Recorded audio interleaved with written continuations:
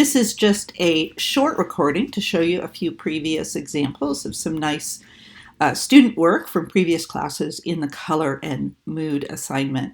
Most of these I have just a couple of, I have a couple of photos from each student. Sometimes I have three. And I'm not going to make a lot of comments, but I'll just make some notes about how they're playing with color. So this first one is a very nice example of a predominantly warm color, although he's also using a really nice blue sky to give a cool contrast in the background, and the green and the orange are warm and cool against each other. I just thought this was a very nice color study. And one of the things to keep in mind, I'll go ahead and show you this occasionally. If we go into the Develop menu, let me just go here.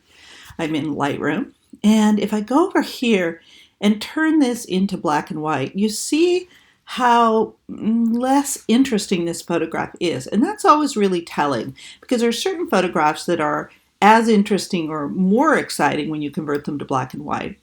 But photographs that depend on color frequently lose a lot of their punch when we take them out. So that's one thing you might be looking at when you're thinking about your color photographs is, would this be interesting in black and white, or would it lose some of its impact? We'll do this in a couple more. Let me just go through and show you a couple more by Eric. He really loved color. He did some later projects. Here, I'll go ahead and fill this up. And notice how he moves from the very warm to this very cool image. Some of the students in here, and you'll see the ones that really went a ways, but some of them just subtly went in and shifted their white balance in Lightroom just to exaggerate the coolness or the warmness of the color. So this is very cool. These are analogous. They're close to each other on the color wheel, both on that cooler side.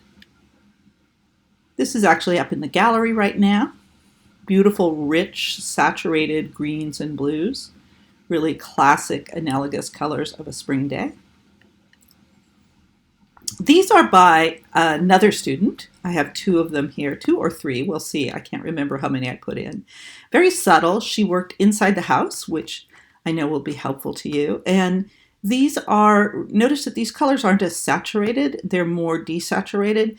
Still, the color itself, the coolness and the warmness, the coolness of the shadows and the warmness of the wood around it are what make this very interesting. And notice that this is an abstraction. I have some other photos coming up that are more narrative, but this one is more about the line and form as well as the color. This is another one by Alice. I really like this one. It's quite subtle. Notice how red, of course, is this really, really powerful color. It's the first thing that we see. It's the first thing we see as babies. And it is, for most people, it is a very powerful color in a photograph. So even though there's just this tiny bit of red on the stitching of the baseball here, it draws our eye in. Everything else is more muted. We all really liked this. I remember when we looked at this, this is the same student, because she actually captured the color of light. Now we're going to talk more about the color. We've talked about the color of light before, and we'll probably come back to it. But notice here that it's it is as much the difference between the color of the light inside, which is very warm, and the color outside, which is very cool, as it is about the actual colors of the objects. And this is, you know, that idea of color as an event. This is another student. She did some, I think I'm showing 4 of them. I'll go through them without too much comment. I think you'll see how interesting they are. They're mostly abstract, but there's a nice narrative here. So warms and cools. Very cool, very neutral. All the colors in here are tones, that is, they all have a lot of gray to them. They're all desaturated. This was a really wonderful semi-abstraction of saturated colors. And I love this semi-narrative where we have this point of view of the photographer and the really intense green, slightly muted but fairly saturated green, and then those really brilliant stripes of orange on the carpet. We really feel ourselves in that waiting room. We've all been there with the photographer. Flowers are always a good subject. play with the contrast that you can find, and the real shifts in color mood. So you notice this student, these are both hers. I'll go back for just 1 second. That this is, the light is a little bit cooler and the colors themselves are super high contrast. This yellow, green, and red, violet are pretty much opposite each other on the color wheel, so we have strong color contrast. Here, everything is a little bit more closely related. The colors are subtler. The orange is the thing that pops out, but notice that it's orange and yellow, which actually have a color in common, orange, yellow, yellow, green. So it's more analogous. These next two are by another student. This was this really striking landscape of a field I think he actually did go in, and yeah, he did. I forgot about this. This is an example of some deliberate manipulation. The trees and the ground were relatively neutral, but he went ahead and converted them to black and white and left the sky blue, so that we really have this really push on the blue sky up above. And this was also by the same student. Made use, this would have been a great one for light as subject, but also a really nice example of color and that warmth of that color coming into this very cool colored room. Now, this one I want to convert to black and white, because I want you to see how important those little bits and pieces of orange are in this photograph. This was actually up in the hallway a couple of semesters ago.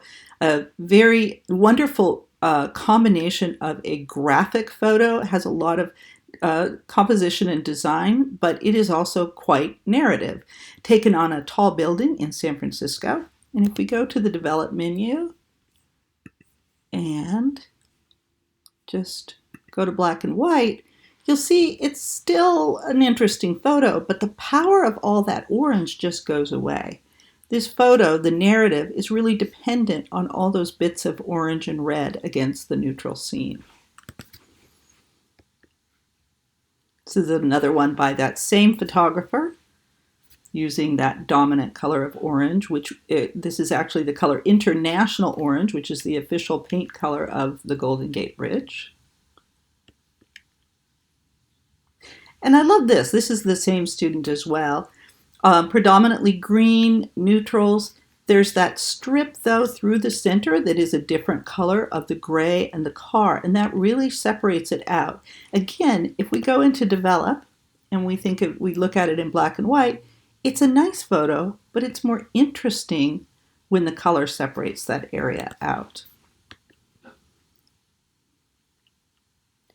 Really great narrative photo taken in the fall. This was a fall class, and this was just this last fall, of this wonderful range of orange and orange to red and all the way back to yellow green. So analogous. Oh, and yellow in the haystacks as well.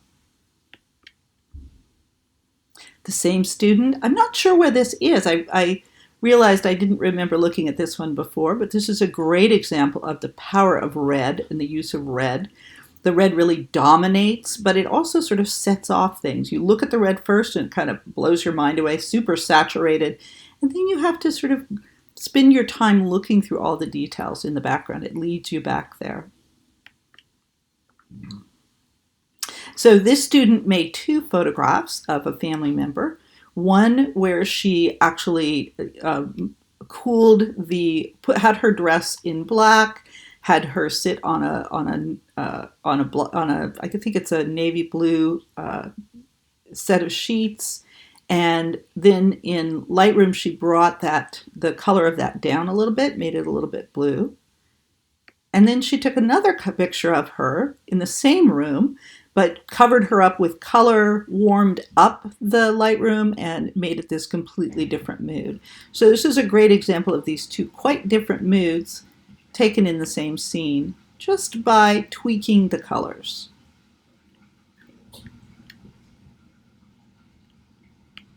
Oh, and I believe Oh, no, we have a few more. I thought we did. So these are both taken by the same photographer. Let me go back to this one. Really subtle. I have a couple of examples in this part, in this last part of the show, that are either absolutely monochromatic or very very reduced color. In this case, we have greens and red violets, but most of the scene is neutral, so it really puts the emphasis on those little bits of color that are there. And this photo, very simple, but really very moving. It is this little bit of a green plant coming up through the brown dead earth. So you can see how our association of color with the narrative of rebirth plays into the photograph here. This is up on, I believe, in the hallway right now. This was a very simple and wonderful uh, case of isolated color.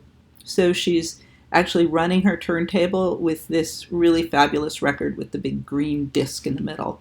There's a little bit of warmth on the outside, but really that saturated and luminous green in the middle of it that is a circle really draws our eye.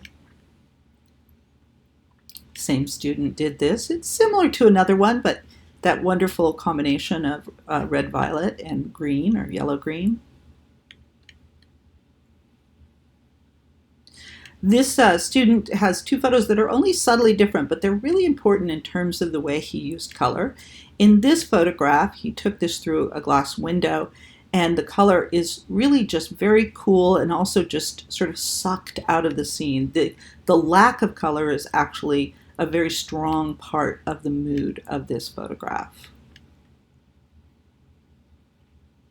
And this photograph, on the other hand, even though it's predominantly neutral, it has that bit of warmth, which, I don't know, it lifts your heart, it makes you feel more hopeful, it adds that little bit of warming touch. It's beautiful. And, oops, I may have, let's see, okay, good. Nope, I knew I did that. So these two, let's go back. These two are by the same student. Beautiful spring scene, which we can find hopefully in our yards or not too far away if we venture out and keep distanced. This is this beautiful, cool scene of the sky and this beautiful pink of the cherry blossoms. Very cool, but slightly different colors so that there's a contrast, light and medium. Now this is another photograph. Well, doesn't want to forward on me. Come on, here we go. And now I think it's going to go too far forward. There we go. We're good. Okay, this is another photograph by that. Whoops, I knew it was going to do that to me. Apologize. This is another photograph by that same student. And this is another one that I really want to convert to black and white because you can see that what makes this photograph interesting is that orange fence line cutting it right through the center. If you were to take this into, oh, that's why I'm having trouble. If you were to take this into Lightroom and make it black and white, it would really lose all its impact. Okay, I think I can get through this if I don't dilly-dally too much before my battery dies. Let's make sure we finish up. And hopefully, there we go. Beautiful complementary color harmony. Orange and blue. This is another student.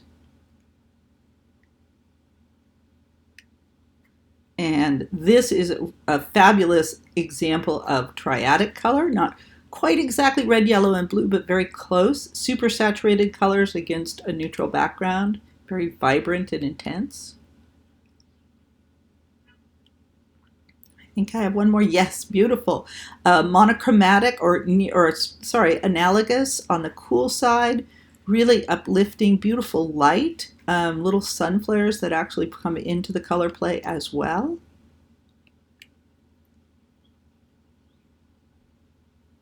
And beautiful monochromatic, absolutely reduced color, none whatsoever, and that has its own effects when there is no color whatsoever. And I think we are, oh, one more. Oh yeah, this is the second to the last one. We're gonna make it in 15 minutes. Sorry, this took a little bit longer than I'd hoped, but these are great examples. Beautiful, again, blue sky with that beautiful green and white laid against it, really uplifting. And the last one in this show, there it is. Really getting low down to the ground and making use of just that beautiful yellow stripe that cuts through the scene. And notice how that yellow stripe dominates all the other colors. There's a lot of different colors here, but that is actually taking up the bulk of the space. It's really overwhelming the scene. Okay, those are your examples. Hope you're inspired and enjoy doing your color assignment.